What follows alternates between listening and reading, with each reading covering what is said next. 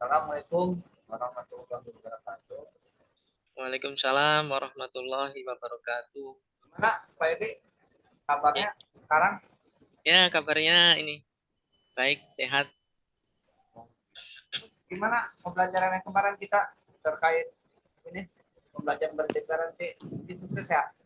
Ya, jadi memang dalam pembelajaran fisika itu di SMA ya. Jadi di tempat saya itu kan labnya maka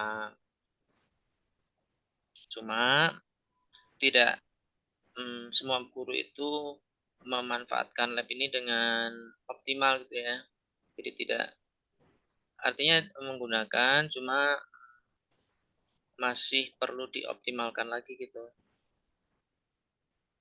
Kayaknya itu Pak Edi Hmm. kalau buat jarak lab ya jarak lab ke ruang kelas itu jauh nggak itu? Nah, memang jaraknya lumayan. Nah soalnya yang saya amati NF itu Pak Edi ya karena emang pondoknya luas gitu Pak Edi ya, ratusan hektar sehingga artinya ketika si guru itu mau mengajak dari gedung satu ke gedung yang lainnya atau dari ruangan satu ke ruangan yang lainnya, mungkin itu ya terkadang bikin malas buat berangkat mungkin tadi. Itu jaraknya gimana tuh terkait jarak tadi tuh? Ya jaraknya sih sebetulnya terjangkau ya. Jadi jaraknya paling hanya sekitar 300 meter saja dari kelas itu. Nggak terlalu jauh, jadi relatif terjangkau lah sebetulnya. Jadi, jadi nampaknya kalau pembelajaran di SMA itu kemarin kan menggunakan kurikulum 2013. Ya, Kurikulum 2013 itu kan memang materinya banyak gitu. Jadi kalau apa guru kan pengennya di akhir tahun itu kan tuntas gitu ya, ya, tuntas. Sementara kalau pembelajaran kelas itu memang lebih praktis gitu. Sementara kalau apa menggunakan lab kan harus nyiapin alatnya, kemudian ngecek alatnya itu bekerja normal atau tidak. Nah, di situ tantangannya memang jadi tantangannya untuk menyiapkan itu. Selain itu karena jumlah jam ngajar yang padat itu sehingga terkadang kesulitan untuk menyiapkan ini kan ya untuk praktikum. nah, terkait buat gedung dulu terkait apa Mm-mm. namanya koleksi ya, emang itu nggak ada orang yang detariskan itu artinya ketika guru habis menggunakan lab itu merapikan gitu. Semacamnya kalau di sekolah mah kayak penjaga gitu artinya ini mah orang yang khusus gitu ketika guru itu beres melakukan pembelajaran dia langsung membersihkan alat apa saja yang digunakan untuk diinventariskan kembali itu Ya, artinya itu kayak di sana. ya sebetulnya ada jadi ada laporan ya. Jadi laporan itu yang memang tugasnya menyiapkan peralatan, kemudian bahkan mendampingi apa ketika praktikum gitu ya. Ya, mendampingi gurunya. Hmm, namun ini selain itu juga apa kembali kepada gurunya gitu ya. Jadi gurunya mau melaksanakan atau tidak gitu ya. Jadi karena tadi ya, karena jumlah jam ngajarnya padat, kemudian kan guru harus mempersiapkan apa ketika praktikum kan ini praktikum apa ya, kemudian nanti apa panduannya seperti apa gitu harus menyiapkan juga kan gurunya kan judul kemudian barang-barang yang diperlukan itu apa. Jadi kalau laporan kan taunya saya praktek ini, nanti alatnya ini. Jadi laporan nanya alatnya apa saja kan gitu. Berarti salah satu kendala memang gurunya itu memang ya harus menyiapkan perencanaannya juga gitu. Perencanaan praktek dalam semester ini tuh apa gitu. Tapi salah satu faktornya ya Pak ya, jadi Hmm, paling ke gurunya gitu. Ya, ya, ketika kita nonton tidak padahal sayang kan Pak itu. Artinya ketika belajar di lab dengan di kelas, pasti daya minat anakku akan lebih ya. baik kan gitu Pak. Berarti, Selain itu, ya. nah, berarti gini Pak Edi, berarti Pak Edi juga ada PR tuh sedikit. Hmm, Jadi menimbulkan minat rekan sejawat Pak Edi.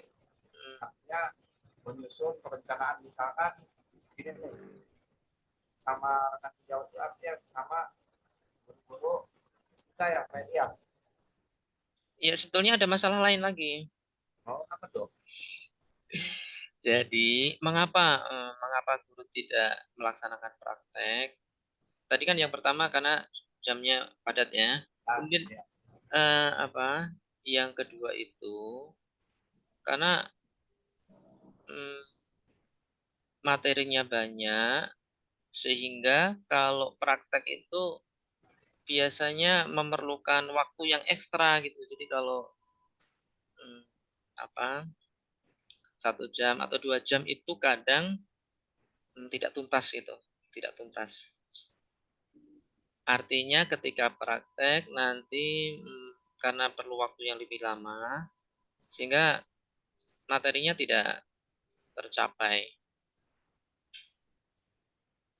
Itu tadi kalau buat kegiatan misalkan model fisika itu namanya juga kita lagi sharing apa dia. Mm-mm. Misalkan fisika itu kalau dimasukkan ke dalam kok kurikuler atau ekstrakurikuler bisa nggak itu Pak Edi? Apa emang jamnya schedule lainnya emang di sana padat banget gitu? Ya, kemungkinan apa? Kalau kelihatannya apa? Sulit kelihatannya karena kalau kegiatan ekstrakurikuler itu sudah ada, jadi ekskul fisika, jadi untuk persiapan lomba itu memang apa? Jadi kalau ngambil waktu tambahan kan berarti waktu sore jadi habis asar setelah jam 4 itu kan anak-anak pengen istirahat juga, pengen olahraga dan sebagainya. Jadi nanti anaknya kecapean juga akhirnya pembelajarannya malah tidak memerdekakan nanti. Iya betul. Nah, itu seperti itu sih emang artinya nanti Pak berarti Pak Hmm, kita apa namanya kita bagian buat tes itu menggunakan tes nggak nggak harus sesuai dengan materi apa yang kita sampaikan mungkin nanti suatu pertemuan nih ketika ada hmm, jam-jam kosong kali Pak ini itu yang satunya misalkan dalam 1 bulan kita jumpa Pak ini hari ini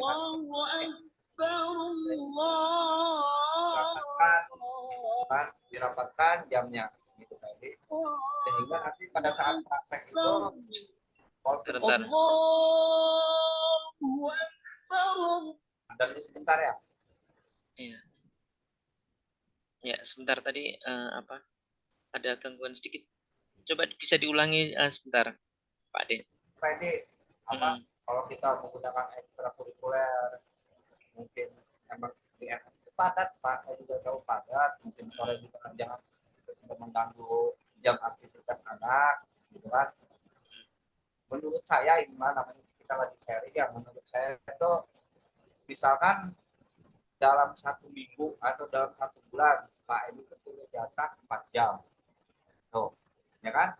4 jam itu kan otomatis ada 4 tuh, 4 jam. Misalkan materi 1, materi 2, materi 3, materi 4, apa ya?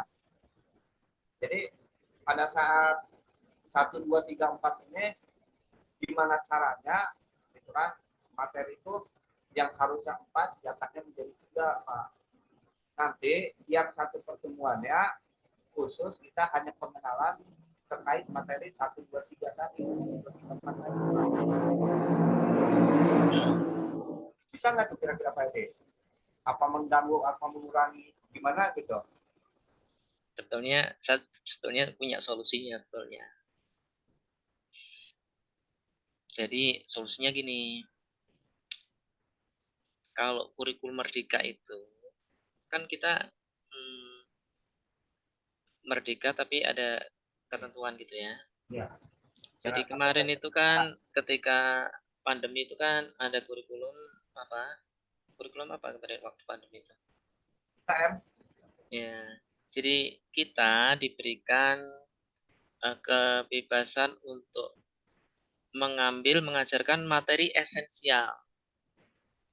Jadi PJJ. ya PJJ ya, materi esensial yang memang diperlukan oleh siswa gitu. Sehingga anak itu nggak harus belajar banyak gitu ya, belajar banyak tapi untuk dilupakan. Mendingan kita belajarnya materi yang fokus, materi esensial, diperlukan, langsung bermanfaat dan mengena pada anak itu lebih ini ya. Sehingga jadi solusinya adalah kita ambil kompetensi dasar dari materi esensial. Itu yang pertama ya. Jadi kemudian yang kedua ini perlu ada kebijakan dari sekolah gitu ya. Kebijakan dari sekolah yaitu setiap guru itu minimal dalam 1 semester itu melakukan 3 kali praktikum. Nah, sehingga itu akan ada solusi itu. Jadi karena materi esensial kan berarti tidak semua materi diajarkan, tapi pilih yang paling penting. Ya, yang inti-intinya. Ya, paling penting. Kemudian akan tapi ini secara konsepnya dikuasai, kemudian secara praktek juga dilaksanakan sehingga nih bisa gitu. Bagus, PD. Artinya berarti kita berkolaborasi ya PD ya dengan pimpinan kita. Iya. Dikolaborasi dengan atasan kita, dengan kepala sekolah, dengan pihak sekolah. Ya. Intinya mah bagaimana supaya itu bisa dimaksimalkan. Sayang loh pembangunan lab, perawatan alat lab, ya Pak ya. Yeah. Pembangunan, perawatan, kita tidak digunakan itu bahasa mubazir. Nah, sedangkan yang namanya praktek itu pasti otomatis dan sudah pasti anak itu lebih senang Pak. Yeah. Karena dianggapnya ketika masuk ruang lab, ketika masuk tempat-tempat baru itu dianggap hal-hal baru, hal-hal unik, pasti serba ingin tahu. Cuman emang kalau di itu gabung dengan lab ini apa enggak? Apa khusus fisika? Apa tadi? Terakhir. Labnya itu gabung enggak dengan kimia? Apa tempatnya beda. Oh, berbeda ya. Jadi kimia, fisika gitu ya Pak ya. Ya.